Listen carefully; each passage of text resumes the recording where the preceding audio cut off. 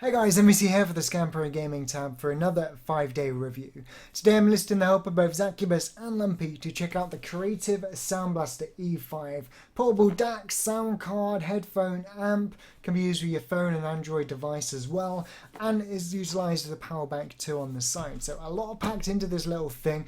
5 days each, tally up the score at the end with final thoughts, and hopefully get across to you guys whether it's worth picking up as a competitive gamer or just who it's marketed towards. So guys, enjoy the video, and any questions or comments throughout, just add them below. But for now, let's jump into day one. So day one with the creative SoundBlaster E5, this is it, much bigger in fact, as I look like I'm summoning a Pokemon, than the E1 that Zacubus reviewed previously. It is a matte black plastic finish with what looks like a brushed aluminium front, although could still be plastic, with red accents. Now on the back we find a line/mic/optical in 3.5mm port, a line/optical out 3.5mm port, a USB host for charging your phones, a micro USB for connecting it to your PC, and then on the front we have two 3.5mm headphone out ports, both amplified by that 600 ohm headphone amp, which is the same found in the internal ZXR Soundcard actually.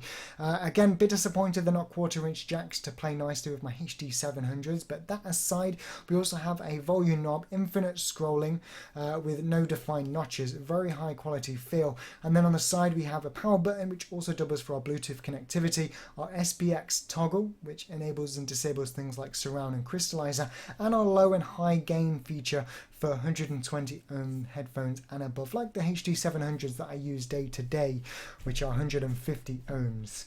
But very much looking forward to testing this out. It is promising to be a ZXR replacement with that same headphone amp, 120 signal to noise ratio.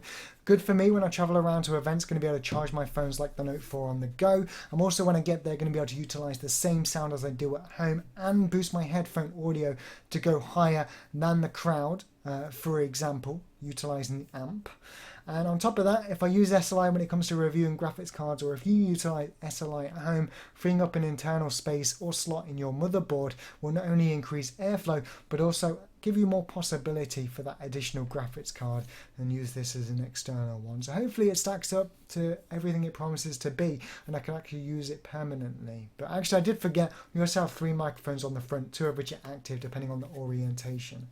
But yeah, I'm going to stick with it hopefully for the entire 5 days. We'll see how we get on, and yeah, end of day one. So day one with the SoundBlaster E5 DAC and portable headphone amp, and to be honest, it's quite big for a headphone amp, I'll be honest. I was using the E1 before and I thought that did a good job of being very portable and not being too big, but when I put this next to my phone and when I think of that in my pocket, it kind of worries me. That's quite a bit of chunk and weight. It's going to pull my trousers down, I think, if I'm not wearing a belt. But, you know, I see me using this as more of a permanent replacement sound card and a headphone amplifier as well.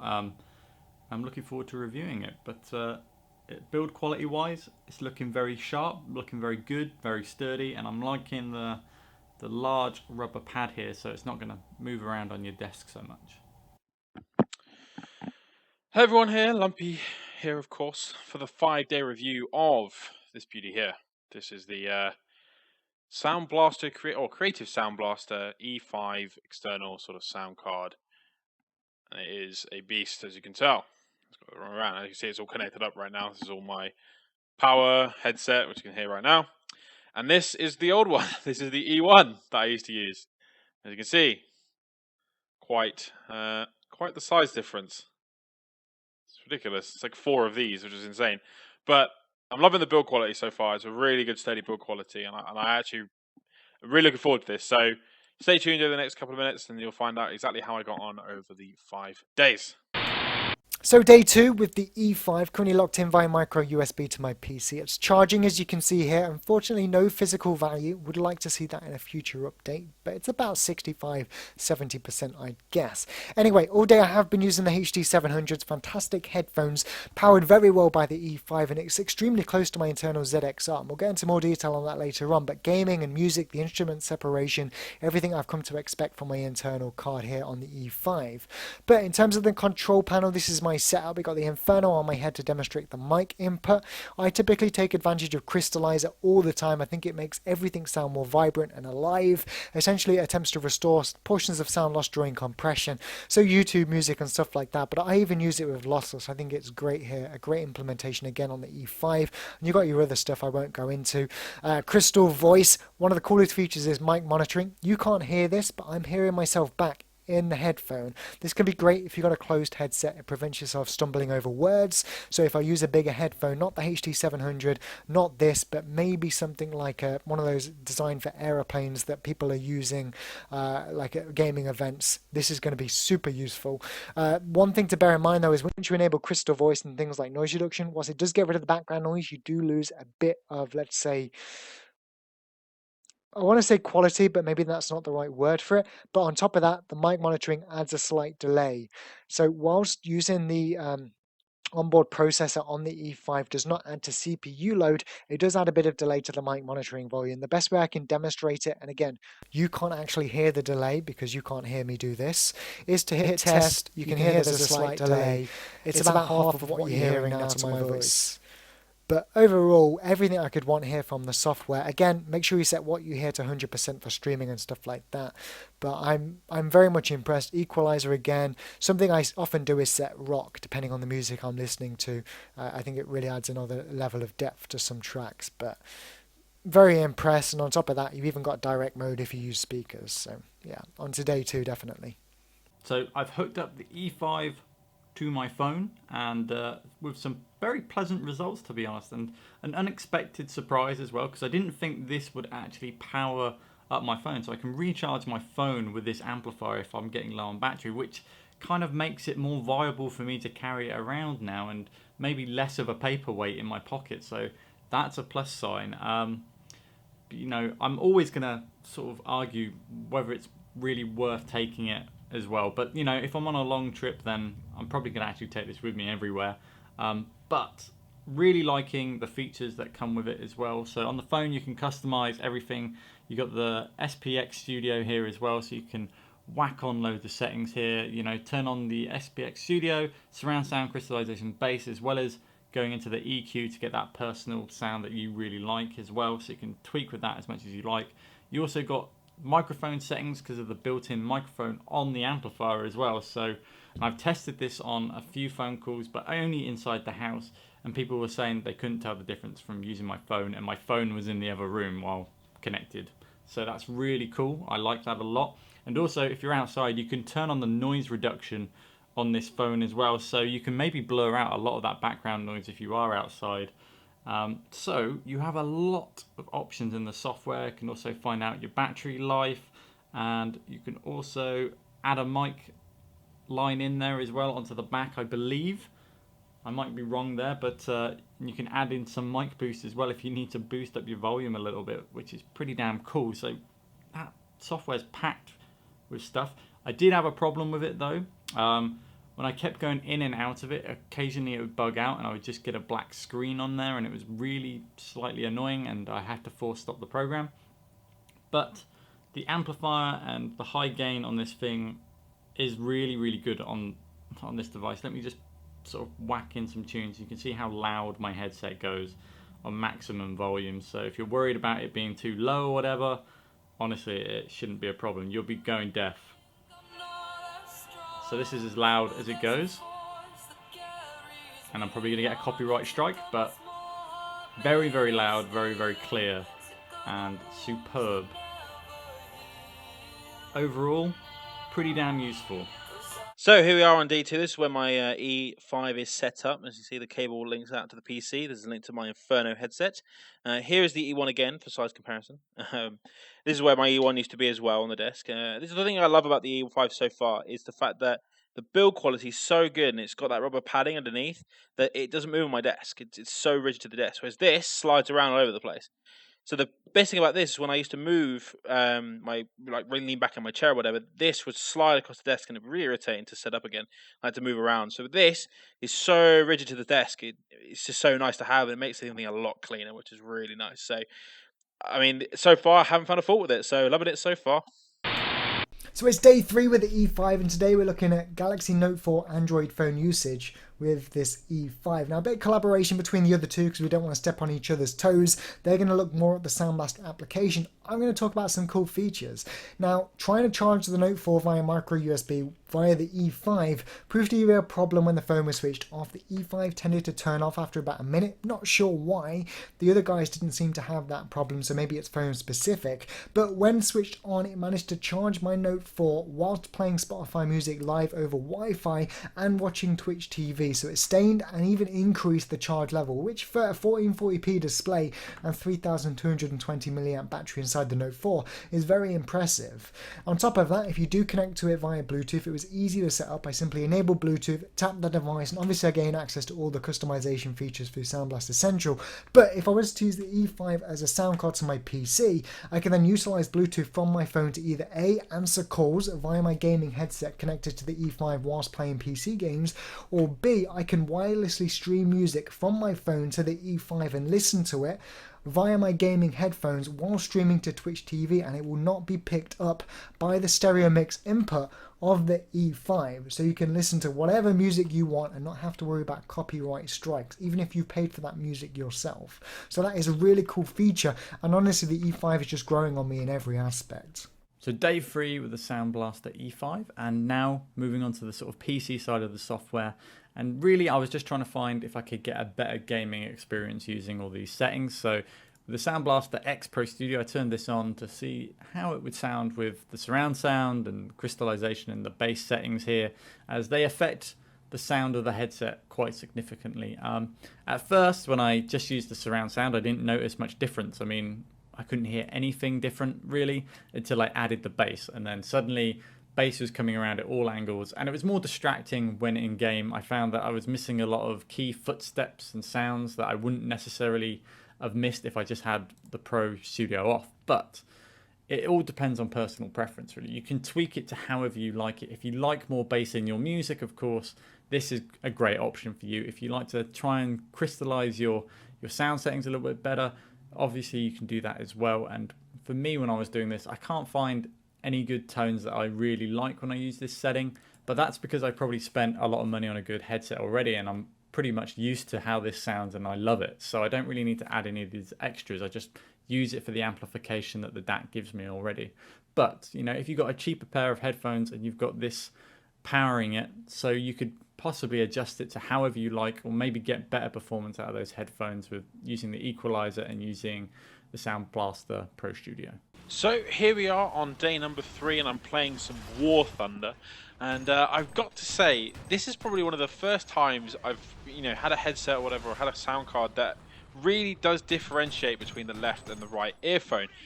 This is the first time I've actually ever really experienced it, especially in a game like War Thunder. You've got a lot of artillery, you've got like gun shells going off all over the place, and it is really nice to be able to differentiate better which side is which. And going from the E1 to the E5 has really like shown how much it is there, like how much you can hear like things on the left, how much you can hear things on the right, and it is really bizarre. I've never really had this sort of experience before, so yeah, it's going well.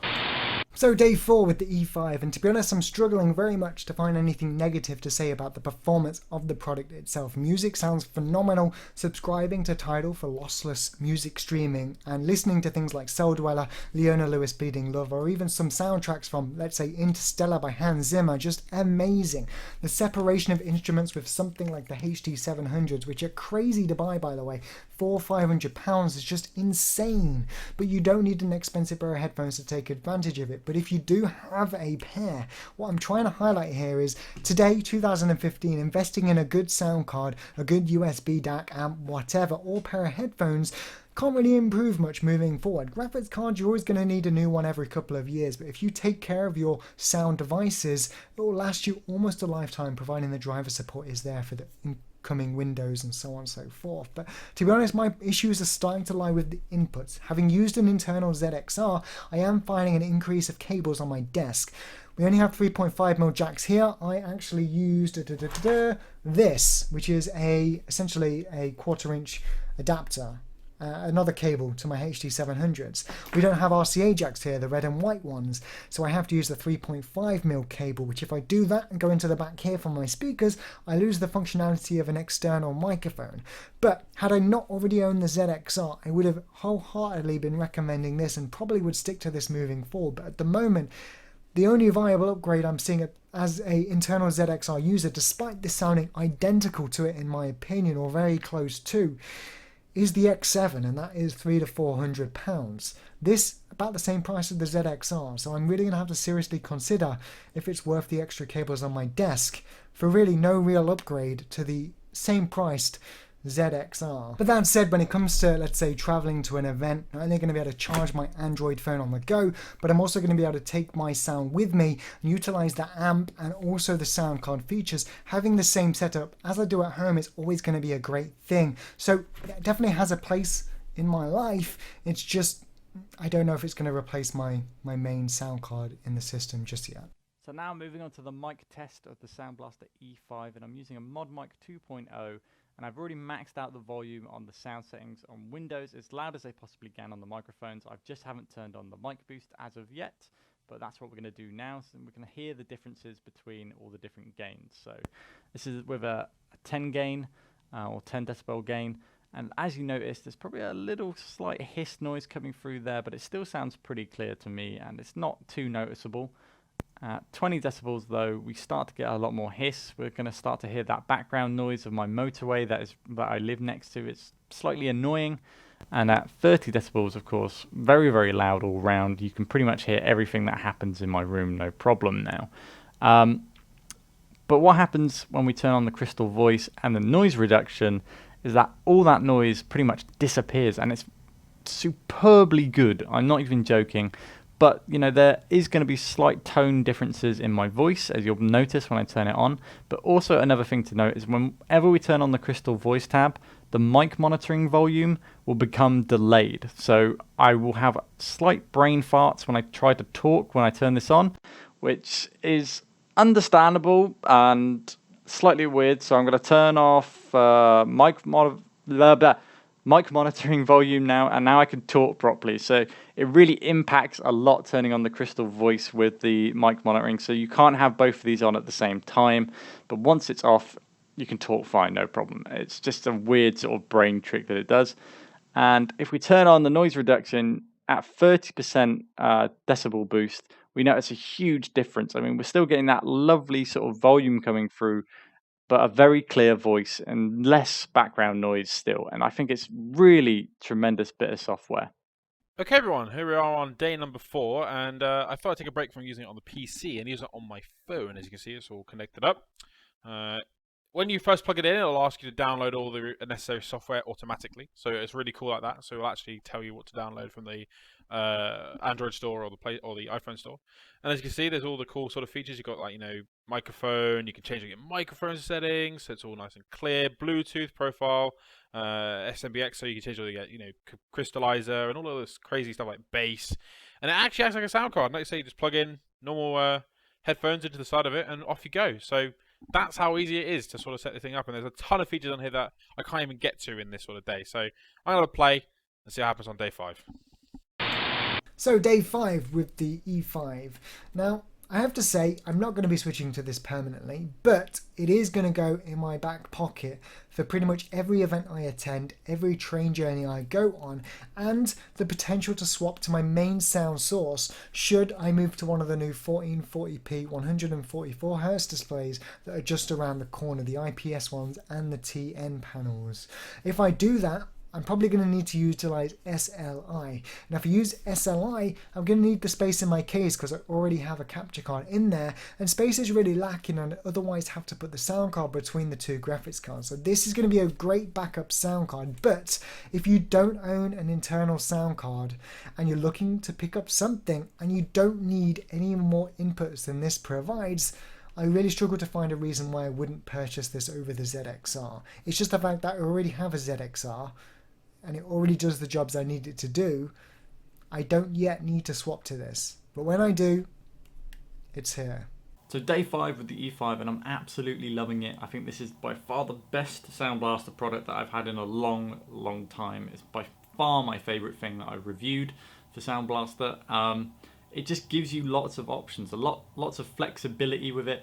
It's got a great amplifier, it's a great DAC as well. It's rather expensive at £180, and if you're just looking for a DAC and an amplifier, then probably maybe this isn't your choice. But if you're looking for more flexible options, being able to get rid of that noise reduction on your mic without having to spend extra money on other software to do it, then this thing is just superb. And it's great for a gamer like me to go to an event, take this with me, power up my headphones, and make sure that my mic is nice and clear so my teammates can hear me. And that's a huge thing. It's great for gamers, but it's also great for people that enjoy music, especially if you want to configure the settings and the EQs in there and customize it to the perfect sound that you want. So overall, it's a great product. And also, you know, you can charge your phone, you can use it with your phone. It's just very, very flexible, and I can't argue with this product at all.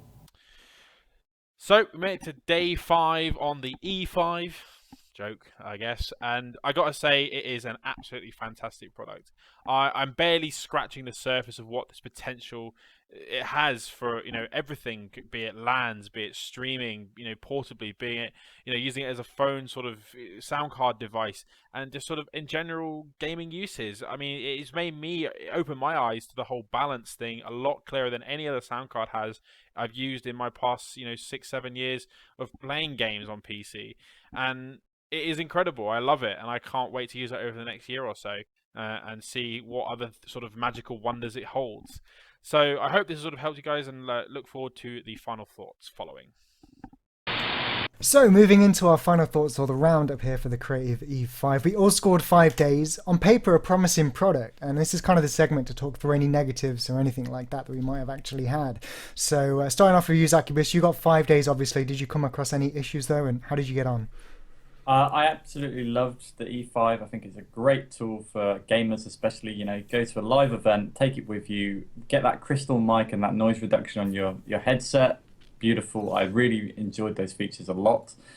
In my segment, you can hear a difference, of course. I accidentally had too much gain, so there's probably way too much volume in there at some points. But apart from that, you know, using it 10 decibels, just sounds really nice. And even when you use that noise reduction, you can eliminate any awful sounds that you want to get out of there.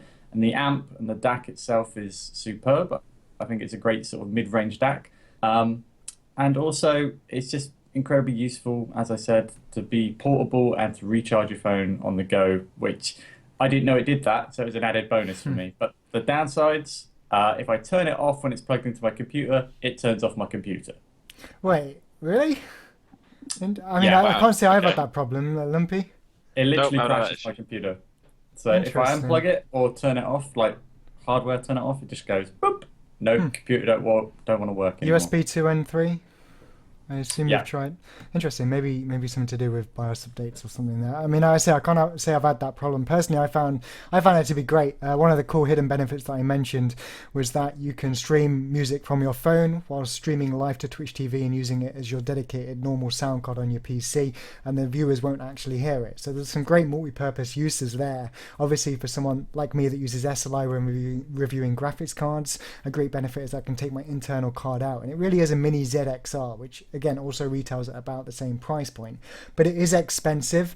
And I guess on that note, despite me obviously probably going to use it in future, I'm not sure if it will replace my main one yet, because there is an increase of cables on my desk, and I do find that gets a little bit frustrating, particularly with my speakers as well, using a 1/4-inch jack converter, that kind of thing. But in terms of price point, Lumpy, how did you get on, and do you think the price point for this product is fair? I mean, from a plug and play standpoint, the E5 is really good. You know, you just plugged it in and it worked, and it made everything sound a lot clearer. Sound quality went up like tenfold. So I'm going from the E1 to the E5. I mean, from a general sort of standpoint of just being like a general user, I'm not too sure the E5 is quite within.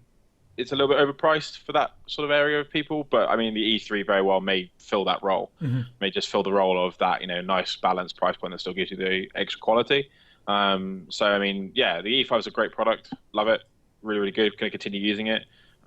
Frees up space in my case, that's for sure. But overall, I think like from just a general consumer that's looking to sort of improve their quality with not breaking the bank, I think maybe the E3 or maybe even the E1 may be a better buy purchase. Yeah, I think that's fair to say. I think if you look at their internal cards, you've got the ZXR, which is, I would say, equal to the E5, and then you've got the E3, which I would say is equal to the standard Creative Soundblaster Z, and ZX maybe would be a good comparison to draw. So, I mean, I guess we can sort of end it there, really. If you're in the market and you want to step up to the next level and you've got a good pair of headphones, or even if you just want to hear something a little bit better from your headphones, I think the E5 is a good shout to jump into. But if it's your first foray into maybe a gaming sound card or something like that, I think maybe the E3 would be a good place to start, potentially moving up to the E5 or something better down the road, and maybe even the X7 in the future as well, which is crazy money, £300 to £400. But I guess, yeah, we can end it there. So score 15 out of 15. Good all round, great product. Check it out on scan.co.uk, guys. And yeah, any questions or comments, as always, add them below and one of us will get back to you. For now, guys, catch you next time on the Scan Pro Gaming tab. Thank you.